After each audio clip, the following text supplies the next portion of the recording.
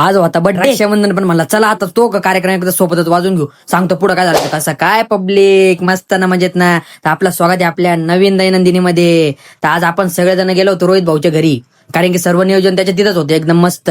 राहुल भाऊचा birthday पण आणि रक्षाबंधनचा कार्यक्रम पण.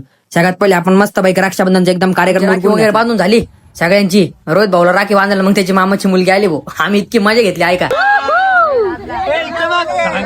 मग राडा नसता पोरा जमल्यावर असं होतं तुम्हाला माहिती ना मित्रांनो. एकदम राहुल भाऊचा बड्डेच्या ऐवजी मी डॉक्टरच्या ताजी घालून घेतलं होतं. लोक म्हणे अरे बाबू तुझा बड्डे म्हणे. नाही रे राहुल भाऊचा बड्डे म्हणलं, थोडं थांबा ना म्हणलं, मग करावं लागतं म्हणलं तसं ते.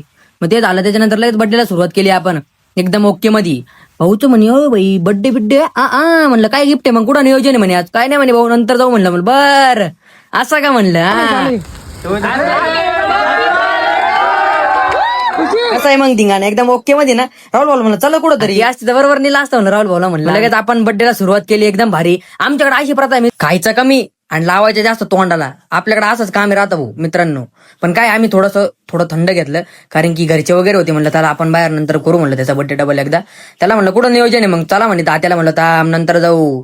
हा भाई मला माहिती म्हणलं तुझं काहीतरी. चला मित्रांनो भेटू पुढच्या ब्लॉग मध्ये. एकदम जय साईनाथ.